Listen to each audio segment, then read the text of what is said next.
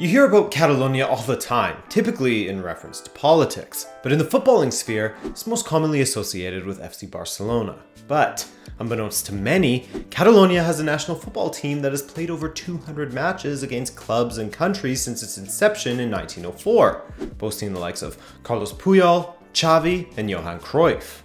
Hey, how's it going? I'm Adrian, and welcome to Rabona TV, where today we'll be going through the history of the Catalonian national team. If you like what you see and hear, then consider hitting that subscribe button at any time, but only if you dig it, okay? No pressure, guys, alright?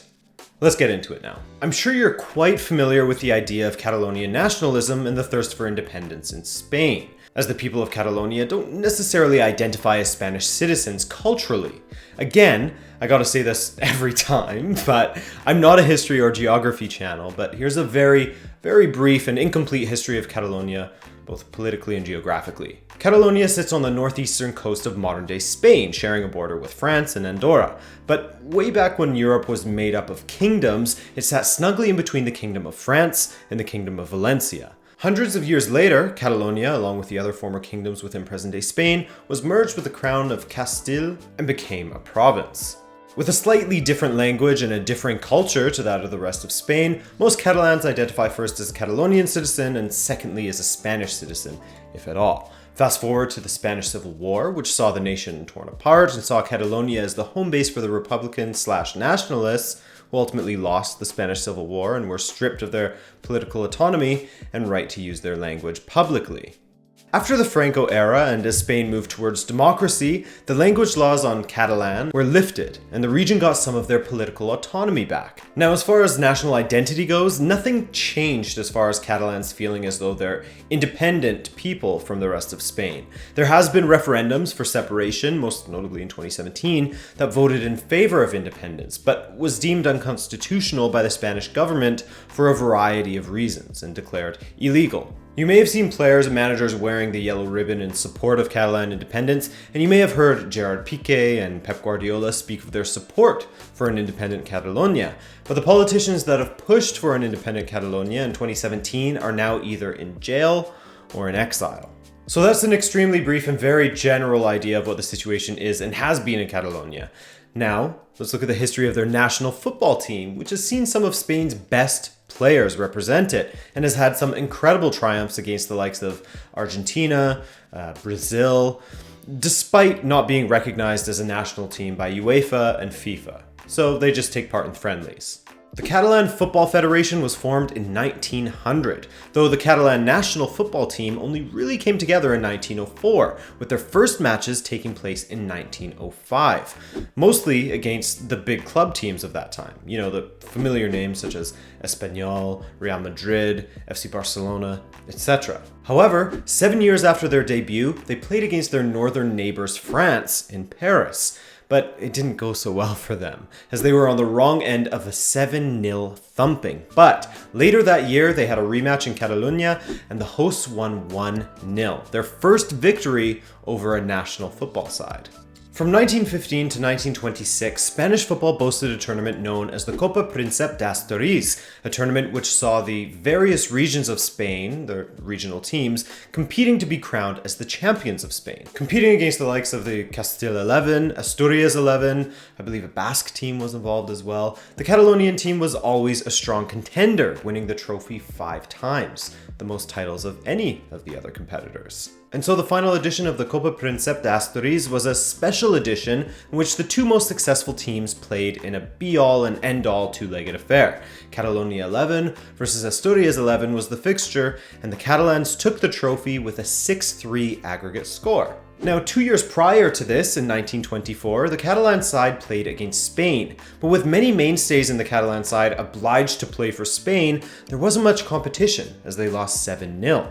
Players like Josep Samitier and Ricardo Zamora played for Spain instead of Catalonia, the former scoring a brace in this one, thus taking some of the competition out of the match.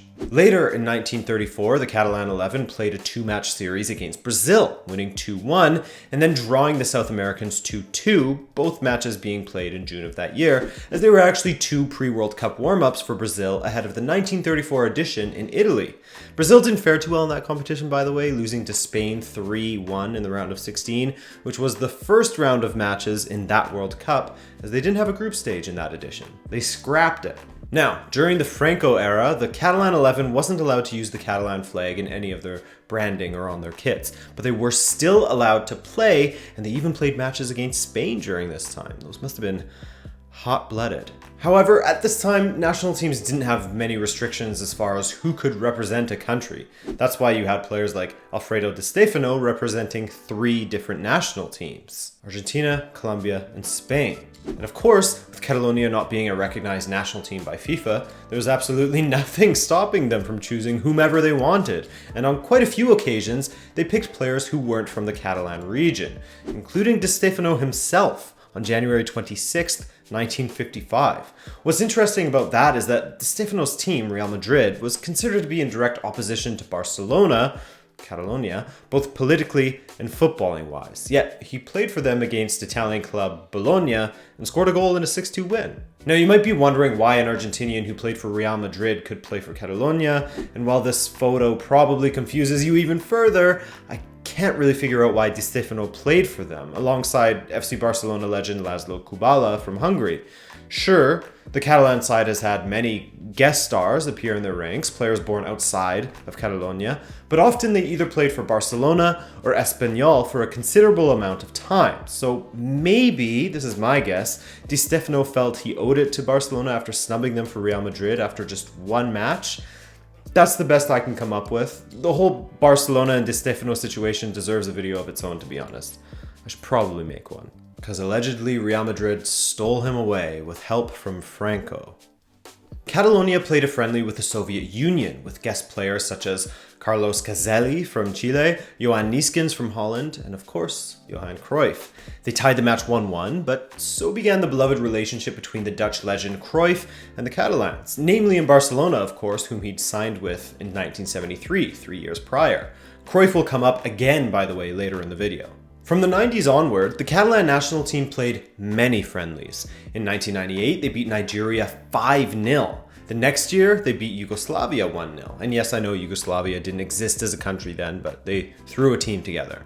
They also beat Chile and Lithuania, but their streak was snapped by Brazil in a pre-2002 World Cup friendly, falling 3-1 to the eventual world champions. From here until present day, including all matches, Catalonia won 8, lost 4, and drew 7. One of the most notable wins, December 22nd, 2009. It was just revealed that Dutch, Barcelona, and Catalonia legend, not so well known for the latter there, I guess. But legendary football player Johan Cruyff was unveiled as Catalonia's manager for a friendly with Argentina. In a 6-goal thriller, Catalonia won 4-2 over an Argentina squad that boasted the likes of Javier Pastore, Angel Di Maria, Otamendi, De Michelis, Gago, Lavezzi, Higuain, and more. For Catalonia, on the other hand, not too shabby either, you could say, with Xavi, Puyol, Capdevila, Victor Valdez, Bojan Krkic, Pique, etc., all representing the yellow and orange of the Señera. Cruyff would again manage Catalonia in 2013, this time managing to get just a draw. But from 2008 to 2016, Catalonia would lose just one match against their close friends, the Basque country. In fact, the Basque people and the Catalans have met 13 times now, and the Catalans have won just once. But it must be noted the majority of the times they have met were before the 1950s, so take from that what you will. I think the majority of their recent matches have ended in a draw, and one victory for the Basque country as well. And so that brings us to present day, and after playing a match almost every single year from 97 until 2016, Catalonia finally organized a friendly on March 25th, 2019 against Venezuela. The reasons as to why they hadn't organized a match in 2017 and 2018, likely due to the political unrest within Spain and Catalonia, given the failed attempt at declaring independence in October of 2017. You know, after the failed independence and guys getting thrown in jail and exiled and stuff, it might have been a little bit too soon to try to throw a match in 2018. Of course, with Catalonia in action, there's always going to be headlines, and depending how you look at them, they can be deemed controversial or not. For example, some teams blocked their players from representing Catalonia, which at first could seem political if you want to politicize it, but if you look at the teams that have blocked their players from representing Catalonia in March of 2019, it makes sense from a sporting standpoint. Now, the 3 clubs that have caught headlines for blocking their players from playing are all non-Catalonian teams: Rayo Vallecano, SD Huesca, and Real Valladolid. A quick look at the La Liga table and you can see that the decisions to do so are likely sporting decisions, and less of a political one, as all 3 teams are sort of flirting with relegation at the moment. And the last thing that they need are injuries for their key players. Or maybe it is a political statement, I don't know. Xavi was also barred from playing in the friendly as his club Al Sadd in Qatar refused to let him play, probably understandably so given his age, 39, and the fact that it is just a friendly in the end, and probably not worth risking one of your players for, a player that you pay a lot of money. Regardless, the Catalonian team did fine, beating Venezuela 2-1, the same Venezuelan team that had just recently defeated Lionel Messi in Argentina 3-1. Which begs the question, and I leave you with this.